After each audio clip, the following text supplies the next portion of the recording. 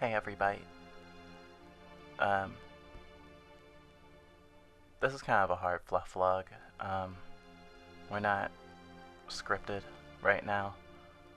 It would take too many spoons to script.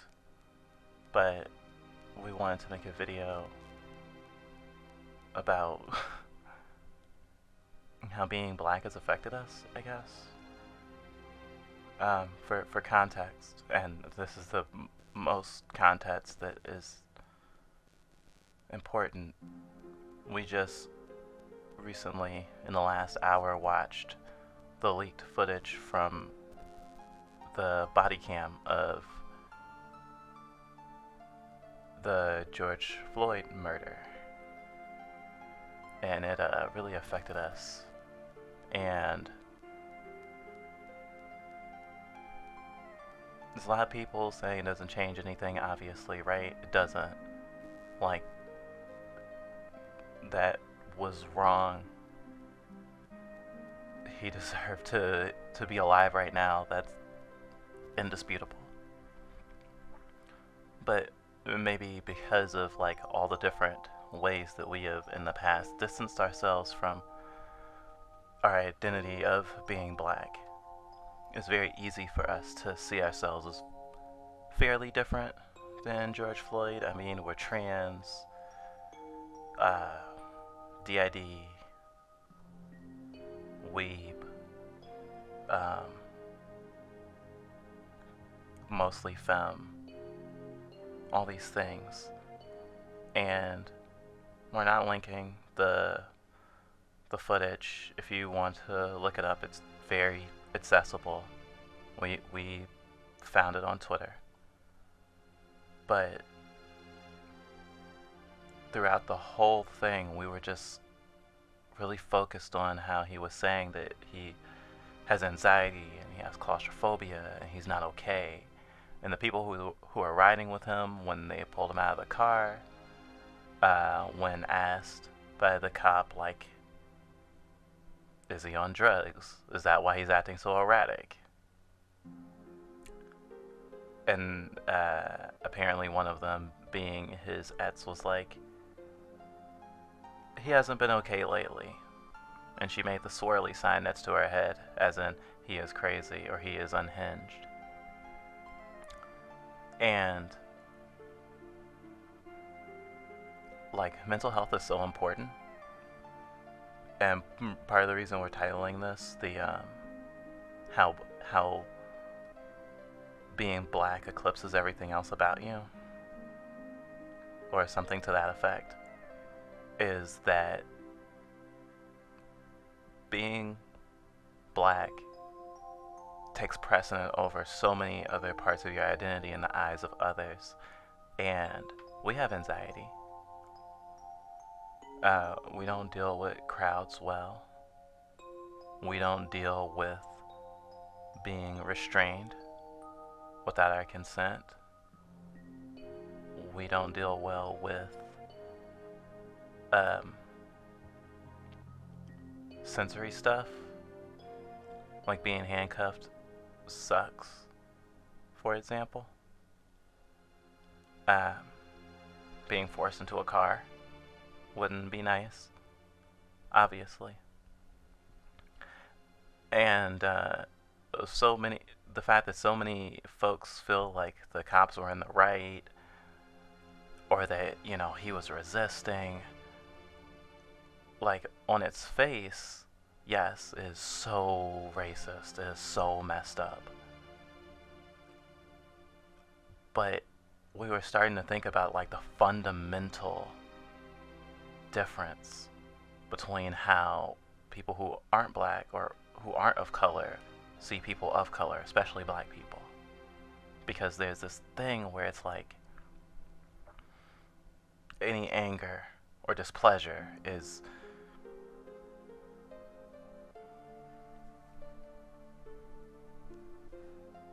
you being a bitch or an asshole. And that would be the more charitable stuff. Usually it's, you're dangerous. I need to call the cops for my own protection.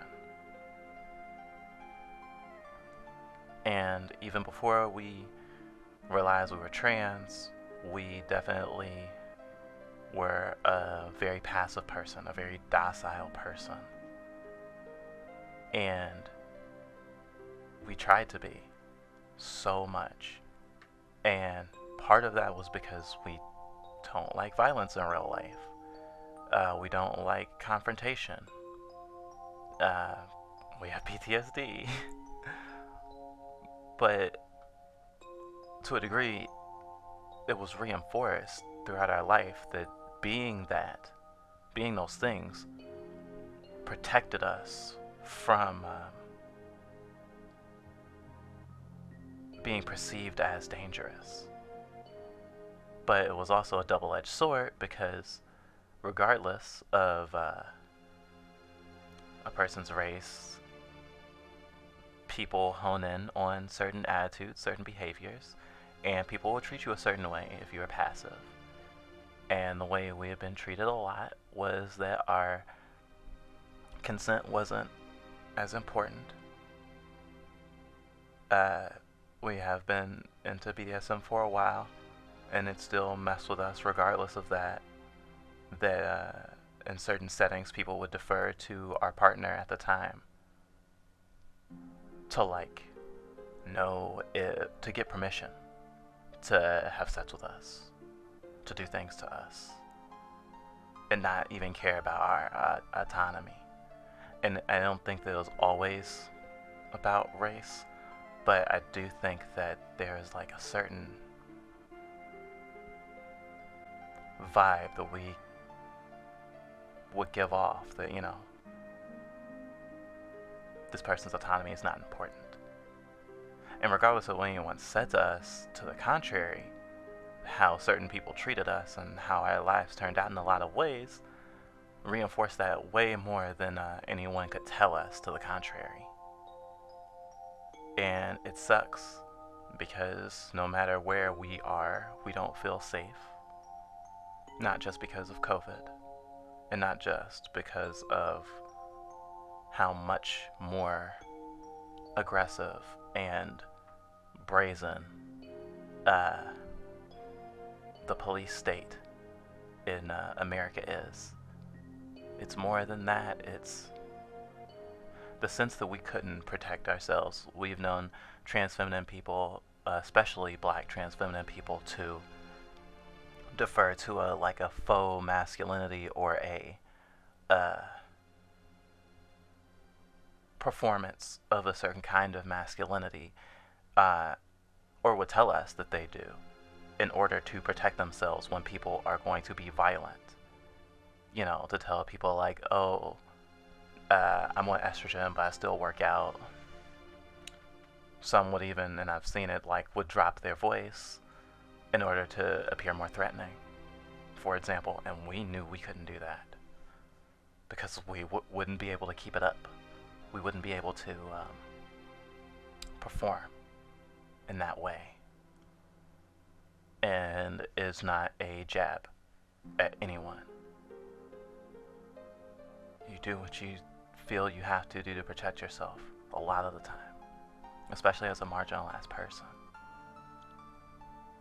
But because we felt so beaten down, it felt like our only choice was to fawn, to pacify, to tell people what they wanted to hear. And that hasn't quite worked out. If it had, this video might be a lot different, to be honest.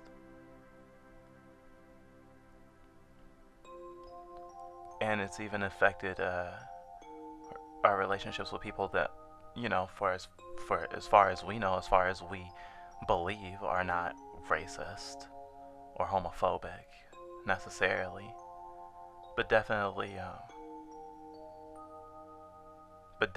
is such that if we were not black, and especially if we were white, we do think that situations might have turned out differently, even slightly.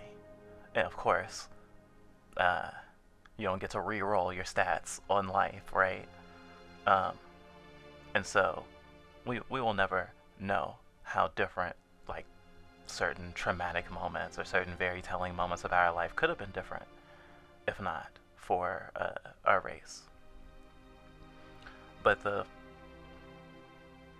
messed up thing was, I guess, that we saw that our docileness and our softer edge was a way to protect ourselves. And it can be the way that we are, but seeing it as a defense mechanism doesn't seem like it's the best idea anymore. Because at the end of the day, even if someone isn't afraid of you, they can still do that. I have been in my life threatened with someone calling the cops twice in recent memory, and the last time was this year, and the time before that was about 3 years ago. The time 3 years ago, we felt like we had no choice but to comply with the person's demands. This person was trans. This person was not of color. And we had other things in common with this person as well, but at the end of the day, they wanted a thing, and any resistance we gave was just meaningless, because at the end of the day, it became, well, I'll call the cops on you and you'll be removed. It doesn't matter. And in that situation, we became homeless. And that had kind of been a running thing for a while. And ever since then, we actually had been jumping from place to place.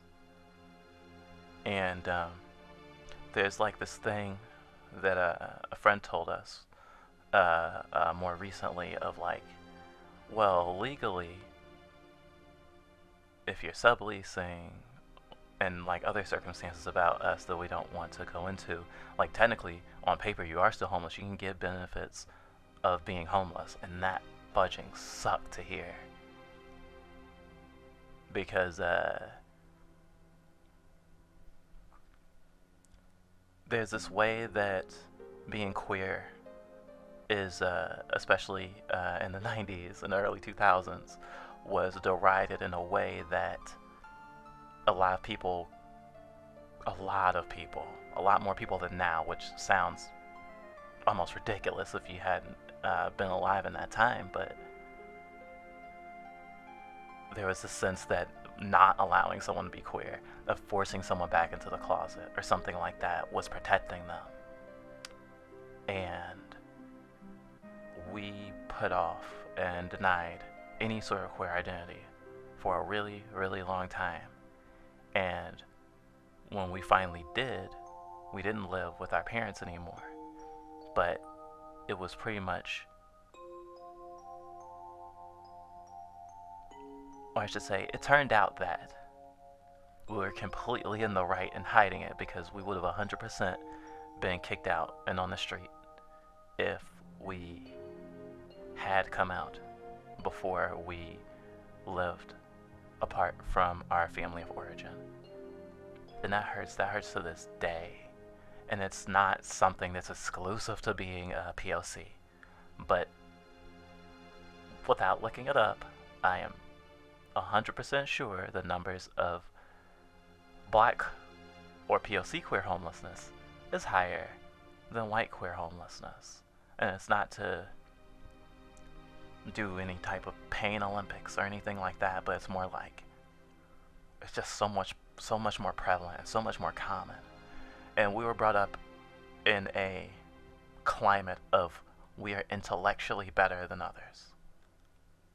And what we mean by that was, we were raised by a cop and a lawyer with college educations, with enough credentials to theoretically teach on a certain level. One of them at the college level for sure, the other maybe. And there was this sense that in being black, and this shouldn't come as a surprise to most people who are aware of just how messed up the world is, that you had to work harder to get just as far as like your white counterpart. But it wasn't just that. It was that because of the family dynamic that we had, that for sure we would be working harder. There wasn't an option otherwise. We were brought up in a very intellectual household, and there was a lot of pressure on us to highly achieve, and we were more disabled than we knew. Our family accepted us being depressed after certain events happened that made it so that they could not ignore our mental illness in that regard. But we eventually went to a really nice school and had grants that made us that we didn't have to pay for college at all, other than living expenses and health insurance.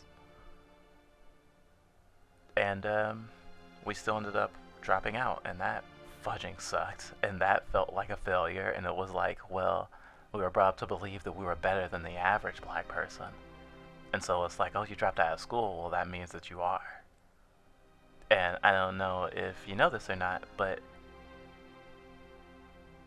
having a higher education or going to college and getting your degree is not a measure of your level of intelligence. We don't like using IQ in any sort of regard because it's based on a very colonialized, very hegemonic, I think would be a proper word for it, view of like being smart. And it's also very ableist as well. I don't think we'll be posting a lot of links in the Oopsie Daisy, but we do want to at least post something that can direct you to that sort of information, because it's so ingrained in even pop culture that like insulting someone or someone's intelligence or calling them stupid basically by saying like you have an IQ of a certain amount of points is just so ubiquitous that like so many people are thrown off just to hear that it's based in racism and ableism. The more recent time that we were threatened to have the cops called on us, we became homeless again. At that time, we're okay right now, just so you know, so none of y'all have to be worried. But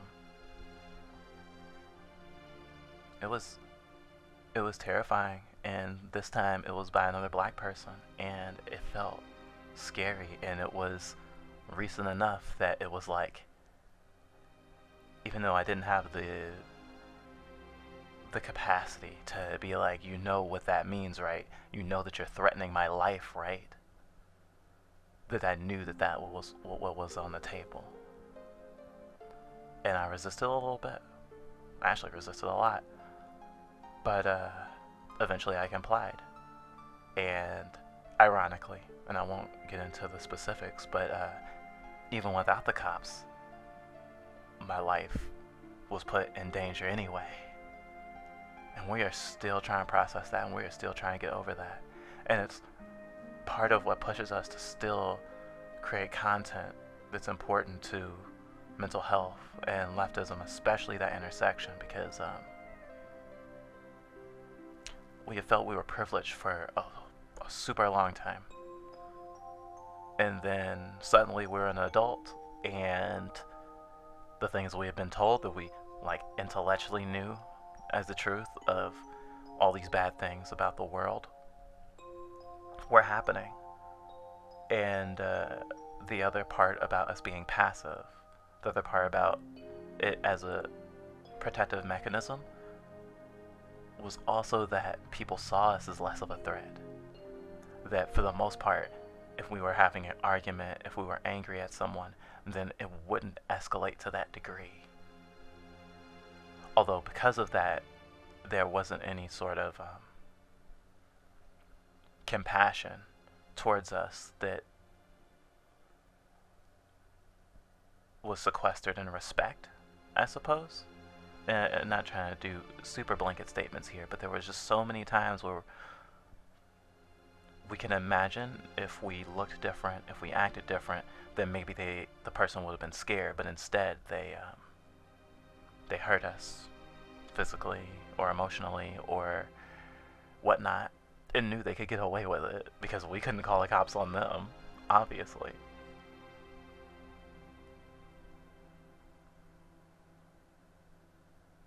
And it still very much hurts that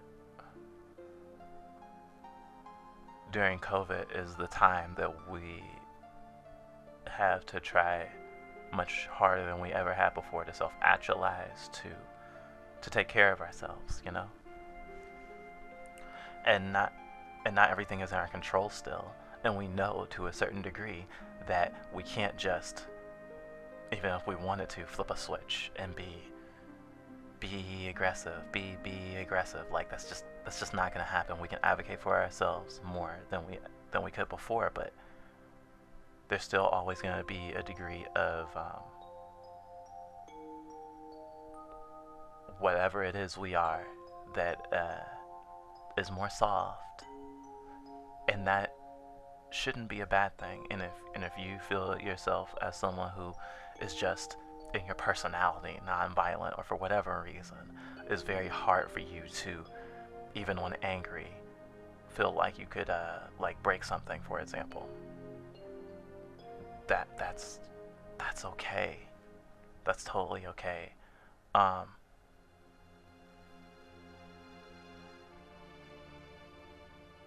not saying be a bystander. Definitely not that. In actuality, we wanted to go to the protests as soon as they started up. And our best friend reached out to us and was worried about us because they knew we're like heavy leftists and would have wanted to go. And it was like, because of certain things that happened and what stuff that we did that we're trying to completely take responsible for, we didn't have a found family anymore. At least not one that was directly in our lives, I suppose you could say. And so the folks that normally would have been the first people that we would have asked to go with us, it was not possible to do that. And we assured our friend that there was no way we were going to the protests because they are grabbing people, particularly people of color. And this was before the recent news about the federal agents or whatever snatching people and putting them in vans. This is before that, because people have been getting snatched on their way out or into protests a lot. And considering we're black and femme, it was like, if we go to protests alone, we're fucked. And so we didn't, and that also kind of reinforced our desire to make good content, educate as many people as possible, make people see these different levels of I guess in a way it's like fucked up shit, because it's not as easy as just playing into the bots of leftism or just playing into the bots of like abuse or whatever. Like there's so much that we see in media, and partially because of the autism thing, there was just this really detail oriented thing about us. And the more that we understood about like leftist politics, the more we saw these things more and more. And even though we haven't so far been told that like we have ruined people's fun or whatever in our personal life specifically, about having like leftist takes on pretty much everything, or being a person that sees like a piece of media and goes, oh, this person is abusing this person, or this person definitely has PTSD. We kind of felt guilty that we couldn't, as they say, turn your brain off. But our brain also isn't neurotypical, so it works differently. And we have to try all sorts of ways to slow down our brain sometimes. They don't always work.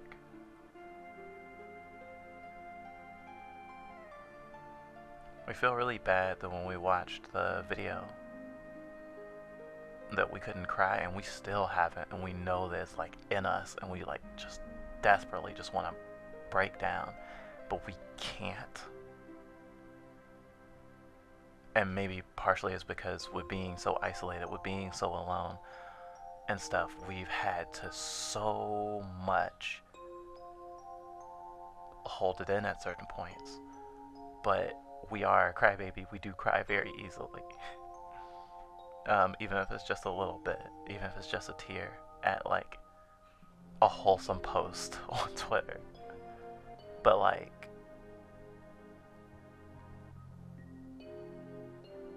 we have known the stakes for a while, and it's been actually really terrifying. And recently, for mental health reasons, we had to cut our hair, and it's lower than it's ever been since we've been out as trans, and it terrifies us because if we don't dress femme, then people will not read us as femme, and we're not used to that. It used to be that if we wore a mask, on the average day we go outside, people are gonna be like that as a femme person. Now, not so much. And to be honest, that has nothing to do with why we don't show our face on YouTube. Just FYI. And it got to the point where we were scared to go outside just to get the mail. And we're a little better now. But still scary, especially because, essentially, regardless of what you look like, and to a degree, even if you're not black, you can be killed on a whim by the unjust police state, and they might get fired. And that fact is terrifying. So terrifying.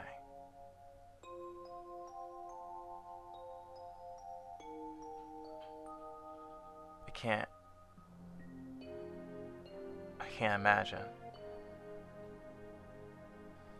how terrifying it would be to be killed like that. And I say that as a person that felt very, very empathetic watching that video. And I guess there was also this sense of irony when we watched it too. Because the thing that made the cops feel that he was resisting was ultimately a panic attack. And someone who has them, and who most of the people who are closest to us have them, is very easy to, like, you know, see the tells or whatnot. And was like, he's having a panic attack. And the fact that they needed to be told by a passerby that, you know, this person isn't breathing, you're on top of him, all this stuff. It's like they had to force him into a car because he was having a panic attack and he's claustrophobic. And yet they thought it was fine when he wasn't moving anymore. And it's like, that's actually the worst thing. And it's not like what you'll see in movies and stuff where it's like, oh, I'll just do a chokehold and they'll pass out and it's fine. And it's like, at that point, you're probably doing brain damage.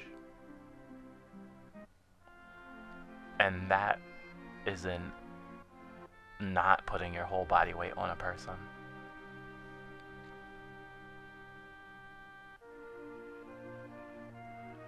And what's doubly terrifying is, for the most part, and I feel like this is still true for most people that have interacted with us IRL, there's this sense that we are like one of the good ones. And we didn't always feel good about that, but we definitely cherished that we were put into this exclusive club that we could be around white people and they weren't scared of us. But I mean, if someone's racist, they're still going to think you're a lower class of person, even if they're not scared of you.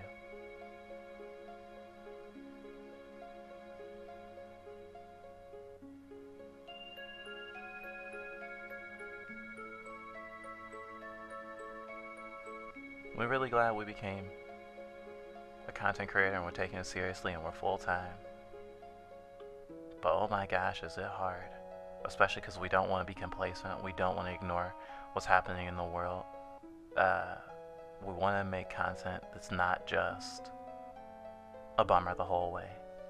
Which is part of the reason why we try to infuse our videos with a certain amount of energy beyond just our personalities, because those are going to come through. But like with this last video, the game is a funny game. It is very easy to laugh at that game. And I don't know if people laughed while watching that video or had a good time past the praxis, but it was fun to make. And sometimes it's hard to balance that social responsibility of, oh, even with a small platform, I have a platform, I have a responsibility to not just entertain.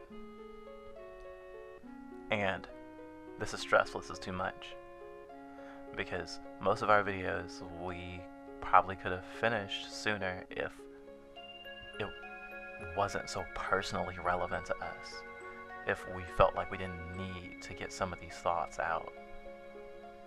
Especially because of the fact that as we're getting more into wanting to talk about indie games, we realized recently that indie games aren't getting a lot of critical thought. And thinking about the stuff like The Last of Us, like everyone has a video about The Last of Us, it seems. And we have a video about The Last of Us and The Last of Us 2, and of course our next major upload is going to be about The Last of Us 2 again. And there are so many amazing stories that don't get told because of capitalism and AAA and CEOs trying to maximize profits and seeing certain things as not profitable. And it was really sad for us to see that any video on YouTube about Perfect Apocalypse or Starfetcher's pilot was all let's plays and reactions and clickbait, and it was just like, there's so much important stuff here. And it's cool that we're, first folks on YouTube as far as we know to break ground on it, but it's also sad.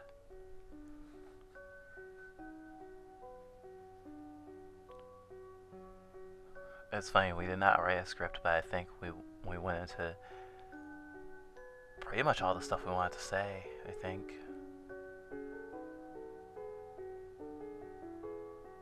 Yeah. Really appreciate you watching, especially if you got to the end of this video. It was heavy. But we think, especially as a furry and someone who most of our sonas, whether they're the Sona Bytes or not, don't scream, hey, I'm black. It's kind of the sense that it's very easy to forget. Which is why every now and again we have to acknowledge it, just so the people don't, or the people who are new don't think that we are white, because that's very, very important to us.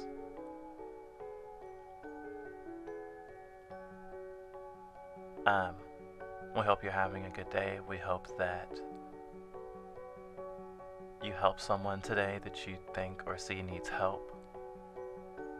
And if that person is you, that is also good. You should help yourself. You should be kind to yourself. It's the only way any of us can survive.